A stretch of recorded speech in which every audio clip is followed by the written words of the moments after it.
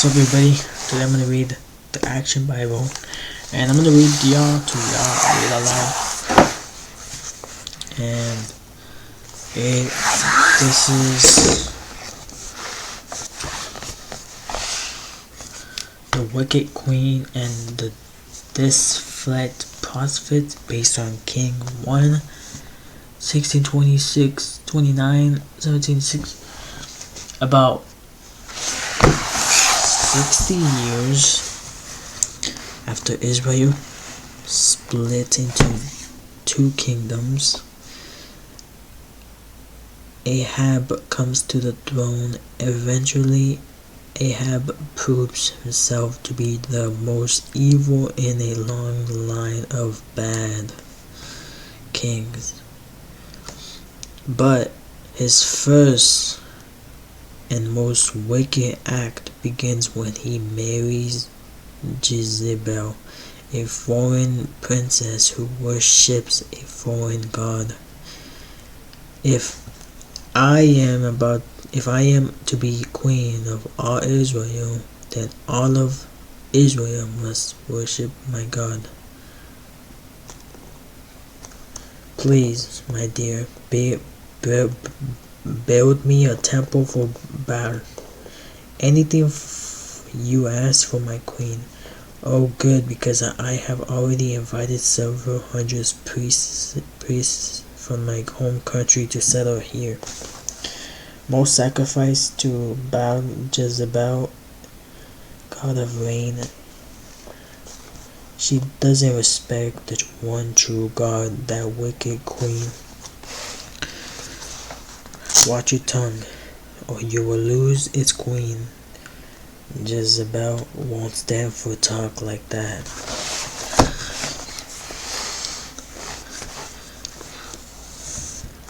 Nor will she stand for any competition with her God.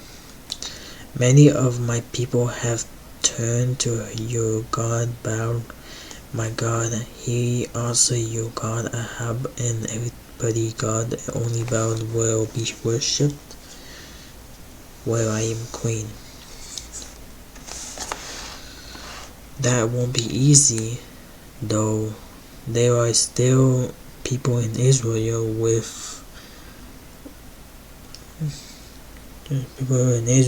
worship Israel God. They won't worship Israel gods any longer. Shut down the temples, kill anyone who won't bow to Baal. Even as she gives her orders, a stranger in travel-worn clothes appears before the throne. Who are you? How did you get past the guards? I am Elijah, and the Lord is my God. You think Baal controls the rain and the crops? I will show you who is in charge.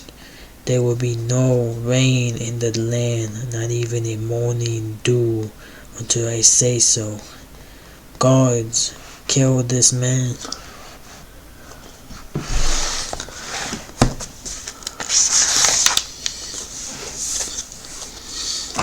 But Elijah disappears before anyone can lay hands on him. Outside the palace, the word of the Lord comes to Elijah. Following the law, it is time to die. No, what?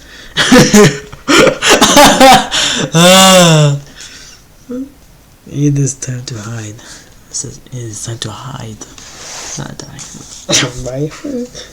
Following the law instructions, Elijah goes to a tiny creek east of the Jordan River.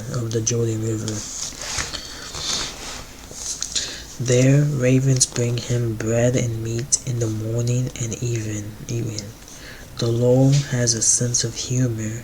He could have used any kind of miracle to feed me, yet he using unclean birds to bring me food. I will wait here until God tells me my next step. I must say I would rather pass the time with unclean animals than with Baal-worshipping people. Meanwhile, Jezebel is furious. O Bahab, since you are our chief steward, I order you to hunt down anyone who still worships Yahweh and kill them, especially the prophets and especially this Elijah. But Obadiah himself is still faithful to the law. Instead of killing the law prophet, he secretly hides them in caves. As the month goes by with no rain, Israel, once green land, slowly but steadily becomes a desert. The stream dries up and the crops die. A famine overcomes the land. This is all Elijah's fault.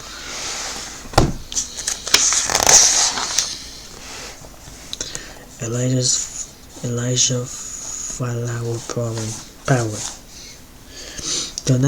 The drought has affected Elijah's creek as well. After a year with no rain, his water source dries up. I will trust in the Lord to tell me what you do next, unless you ravens can learn how to carry water.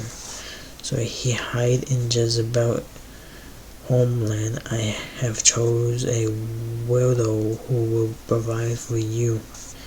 God wants me to leave Israel and live amongst Baal worshippers.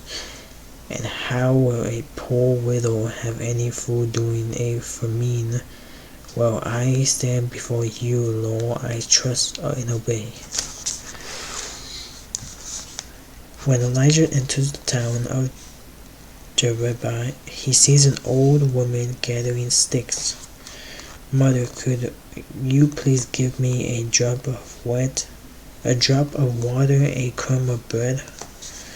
In despair, the woman answers him bluntly, you are an Israelite. Your Lord may grant you long life, but I am not so lucky. I have but a handful of flour left and no money to buy more food for me and my son.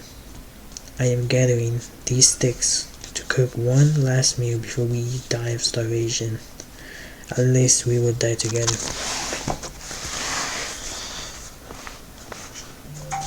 My Lord will provide a miracle for us. Go bake your bread and have hope. True. To Elijah's words, every time the widow cooks, the jar of flour always has a little extra left over, and a jar of oil never runs dry for 2 years. Those 2 tiny jars provide food for himself, herself, her sons, and Elijah. But tragedy seems never far from her household. Why did you come here? You, God, never noticed me or my sins fall away before you came. Now he punished me by killing my one and only son. Have peace, Mother. My God does not work that way. Why would you save us just to kill her son?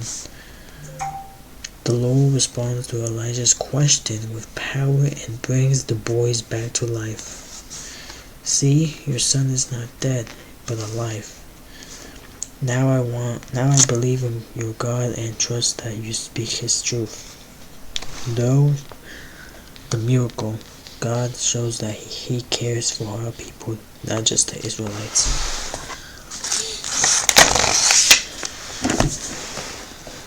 I'm gonna stop right there. Thanks for watching, and hopefully you enjoyed this book. Peace out. Thanks for watching. Make sure to subscribe, like, and comment, and I will see y'all in the next video. Peace out. I show my face at the end of the video every day. Not every day, but often. Peace out, chat.